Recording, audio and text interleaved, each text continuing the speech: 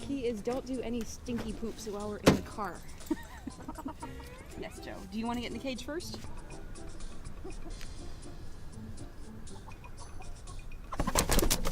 You're okay, sweetie. There's no way I'm not going in that cage. Yeah.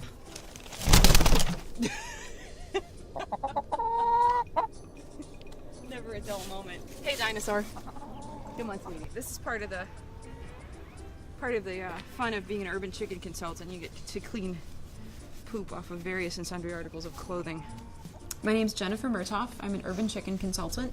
I'm really hoping that that was the worst of it. I really don't want nasty poop all over me. This is a painting that I commissioned from an artist in California. These are some of the chickens I had when I was a kid. This is Blackie, Billy, Baby, Hot Stuff, Checkers, Rusky, and Talker. It wasn't normal to have as many chickens as I did when I was a kid. People would often have a couple of chickens in their backyard, have a chicken coop with, 6 to 8 hens, but a flock of 200, no, that really wasn't normal. It was sort of an oddity, and especially in my school, I became known as a chicken woman because of all the chickens I had. Today we're going to the Angelic Organics Learning Center. It's at 6400 South Kimbark, and I will be presenting the Backyard Chicken Basics workshop. This class just gives people a general overview of chicken raising, the basic ins and outs, some insight into Chicago's chicken policies. And it looks like we're going to have about 20 people at the workshop today. I would say I've done about 10 presentations. Some of them I initiated myself. One of them was at the Animal Care League. Some people have just picked up the phone and said, hey, will you come speak to my school class, or will you come speak to my garden club or my church group? So about 10 presentations roughly since April 1st. Joe Schmo and Dinosaur will be coming along to be my assistants and help me out with some chicken anatomy demo. That's right. Yes, you're going to be Vanna White. My presentation chickens belong to Jim Wilkes. I helped him get these chickens 2 years ago. They were chicks in the spring of 2009. Their names are Dinosaur and Joe Schmo, and they're my show chickens. All right, ladies. There's the Field Museum. You were like probably the only 2 chickens in the world who have ever seen this stuff. I want you to remember this, all right? Well, I don't own my own chickens because I live in an apartment. And chicken poop has a high ammonia content, and it gets really smelly if you've got chickens in an area that's not well ventilated. So it would be fun to have a couple chickens running around in here, but you also can't potty train chickens. All right, Liz. Let's go. Come into this cool cage. This was my grandfather's. Wow. My grandfather was my big supporter in my chicken endeavor. We would, on Wednesday nights, there was livestock market up in Carlisle, and so we'd pack up the chickens and we'd take them up there, and Pappy would always, he'd go with me, and we'd look at the chickens they had available for purchase, and he'd say, well, I think this is a good batch here, or well, this one looks sick, you shouldn't take that one. To see his college and graduate school educated granddaughter trucking around Chicago looking at chickens, he would be tickled pink. Well, obviously, urban chicken consulting doesn't pay the bills. It's a lot of fun, but it doesn't put food on the table. My day job is an editor, writer, and translator, and a lot of my clients are publishing companies. A couple years ago, I went to see my accountant. I think this was in the spring of 2008, and I took the rubber chicken purse with me. Oh, the chicken purse story. I've probably told at least 200 times. I took this purse.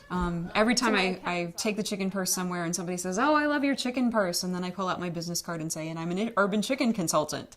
And then their next question is, what do you do? What is that? I tell them about how I walked into my accountant's home office with a chicken purse, and he said he was interested in having chickens in his backyard. And he said, well, there's this movement towards urban agriculture in the city, and people want to have chickens in their backyards. He said, in fact, I'm considering getting chickens. He said, you should be an urban chicken consultant. Because I was, we walked through his backyard, and I said, well, here's my recommendation for this and that and the other thing. But, the sort of effort snowballed from there. So I get to tell the chicken purse story a lot. Some of the reasons that people in Chicago are keeping chickens are, well, with the economic downturn, people want to feel a little more secure in their food supply. So to have an animal running out in the backyard who can give you breakfast every morning is very beneficial. There's also the movement towards urban agriculture and thinking about local food.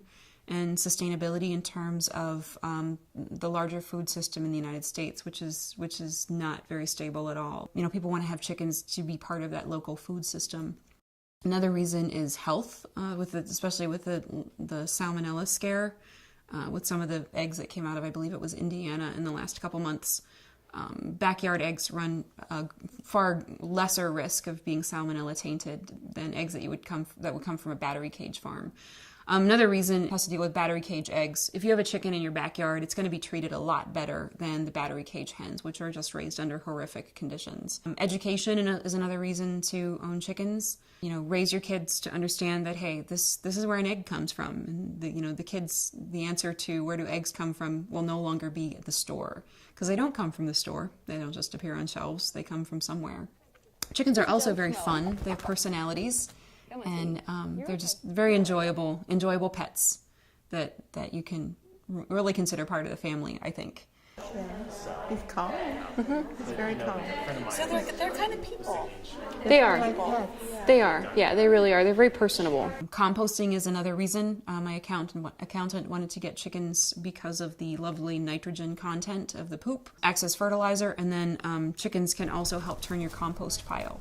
So if you want to have a garden in your backyard, chickens can be your best helpers. They also eat bugs and other vermin that would wreak havoc on your garden. Those are some of the reasons I think why people are looking at this trend. When I was growing up, people always ask me, I have a dog, should I get a chicken? And I always say, well, it depends on your dog. Who is your dog? What's your dog like? I can't get any chicks until we have a coop built. Yeah, I would recommend So- having a coop, and I would probably wait till the spring to get chicks. Yeah. Because during the winter, they're gonna have to be inside. We'll talk about that in a minute. Urban Chicken Consulting has been quite interesting, and it's sort of given me some outlet for this quirky interest in my life. I often wondered, what am I going to do with this interest in chickens? You know, I went to college, had no more chickens, and I still like chickens. So how do you integrate that into your life? Get your tail caught underneath your wings. Hi. That has got to be the cutest thing in the world.